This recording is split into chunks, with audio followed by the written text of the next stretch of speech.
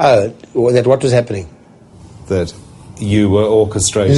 No, he didn't. He just went to NASA and said, listen, if I declare, will you declare? Let's make a game. Initially, NASA said no, and they had to agree a target at the end. The fifth day of this test match. I thought the target was generous. For the first time ever, both innings from South Africa and England have been forfeited. And I phoned friends and I said, yeah, I've been telling you all along, cricket's not a straight game. England have to chase 249 runs off 76 overs. And what a good idea. It was progressive and forward-thinking. This is the first time ever that teams have forfeited an innings in a test match. Words put out, there's a declaration in Pretoria and the market open again. In India? In India. The match is between England and South Africa? But the only betting in the world is in India. Caught! Atherton is gone! Caught. So suddenly the market in India opens, and what happened? Millions of dollars are turned over again. South Africa is small. South Africa will get $5,000, $10,000. In India? In India, probably must have a couple of thousand people betting in excess of $100,000 bets. Backing the team to win or lose. And it's 28 for 1. Super. The intricacies of how it works were just lost on us. You know, the fact that you could make a lot of money betting on a result rather than a draw. Any result, doesn't matter, boom, here's the money. The England captain walks to the wicket. Or line betting, the score in the next 10 overs.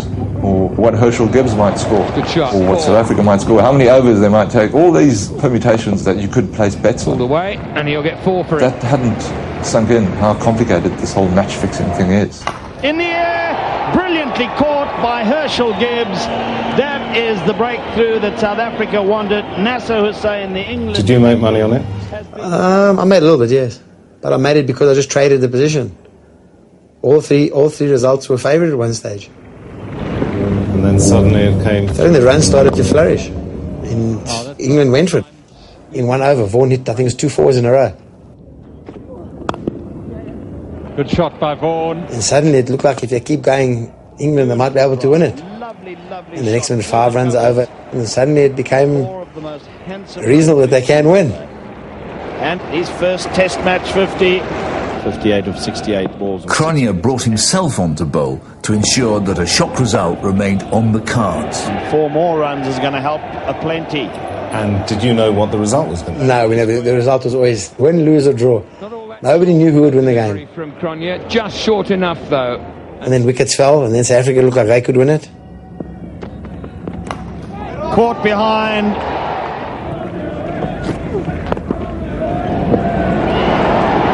Well done, Kirsten. Lovely throw. All I did is basically make a game of it, tell him let's go and play. He's given him out. Now some tension. From everyone giving me a challenge saying it's not possible, finished up happening. Caddick goes for naught. England still favourites in my book all the time that Vaughan is there. Bowled him! He's bowled him out! Michael Vaughan goes, put under pressure by some dot balls. And even Hansie said to me, he made one mistake. Off the second last over, he said he should have given away a single and taken whoever scored the winning run off strike.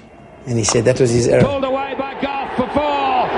And England win the 5th test match of this 5-test series. Because England won, you know. Or England thought they'd won, put it that way. But, and it was a thrilling day's cricket. Set up by declaration earlier in the day, and then 2 innings forfeited. But what wonderful entertainment there's been. Hansie was dying to win the match. It was meant everything to him to win the match. The players earn more money if they win than if they lose. He was full out going for a win. Here was a test match ruined by rain, and the South African captain had made a most generous declaration that what could be more sporting? He was praised to the heavens. A great moral lesson was drawn. There were pats on the back all round. Values are enshrined in those sports. Somebody does something well, we say this as a symbol of goodness. What did he receive from you? He received the leather jacket. After the game, Marlon visited me at the Sandton Sun, I think it was the following evening, where we were staying, and gave me a leather jacket and 50,000 rand in 2 cash amounts.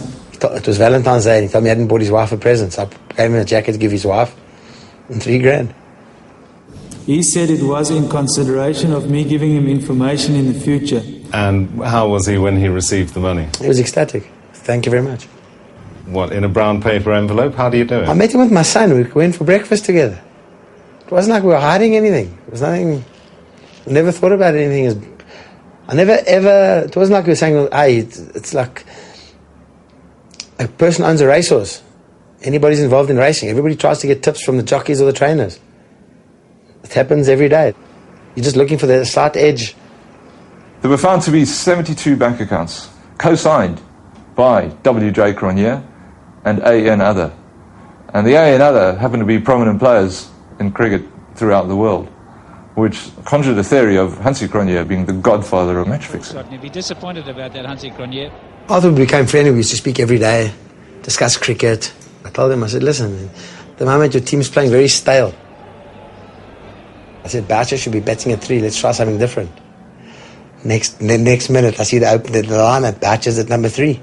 He's listening to what I'm telling him to do. Once you've turned that tap on, and you are now linked with cricket's underworld, they're not simply going to go away. He came back and said, how else can I make money?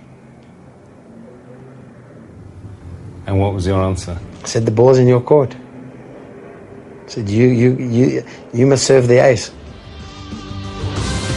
And they were on their way to the heart of betting, India. Nagpur, the city of oranges, looking a picture today. The outfield and pitch are wonderful. He said to me that we can organise to throw a one-day game in India. I said, if you want to, I'll introduce you to one of the biggest bookmakers in India who will organise you a present for anything you organise. Driven by greed and stupidity and the lure of easy money. Of course, the great irony is that when he needed players to corrupt, who did he head for? 2 black players in his team, Herschel Gibbs and Henry Williams. I spoke to Herschel Gibbs and Henry Williams as described. Which I think also tells us something about Cronje. He knew that he could bully those better than most. I was required to ensure that Gibbs would score less than 20 runs, that Williams would bowl poorly and go for more than 50 runs during his 10 overs, and that the total score should be no more than 270 runs. It was truly sensational stuff. I mean, the Herschel Gibbs confession that he had agreed to take money in return for throwing his wicket away, Henry Williams for bowling badly. One of the things that always rankled with me, particularly with Cronje, was not just his greed and his dishonesty per se for himself, but the way he abused his position of trust in relation to the younger players in his team, who looked upon him as a god almost. And so the way he sucked in, for example, Herschel Gibbs, a naive young man at the time, and contaminated his approach to life. Now that's even more serious in my view. I mean, Herschel Gibbs was meant to throw his wicket and he came and played a blinder. So did any of them actually really throw the game? The problem was that Herschel Gibbs, the effervescent batsman that Cronje had agreed would underperform, was playing magnificently. The 5th one-day international was not fixed or thrown. Once we went onto the field, we were not able to carry out the plan. Oh, that's the end of another productive over for South Africa. Cronje explained the apparent contradiction thus. Surely if you were told to get less than 20, you get 73 or 53 balls, then obviously you entertained the thought, you were tempted, but you never followed through. Yeah, but he forgot about it, but that's a different story. But the fact that it's already been predetermined that he will get out at 20 and he has agreed that for a price is a negation of the whole sport. Sport is based on everybody's trying the hardest, he's doing his best. Whether he's capable of doing the best or not is a different matter, but he's doing the best and he's not directed by anybody else. They adore this little bloke. When India batted, the new South African fast bowler Henry Williams opened the bowling, and Cronje's deal was that he would bowl badly. It was an opportunity that Hansie had. He was given power and he, in a sense, he usurped power and he used that for his personal benefit, to the detriment of the younger players in the team as well. Right, here we go. This was how Williams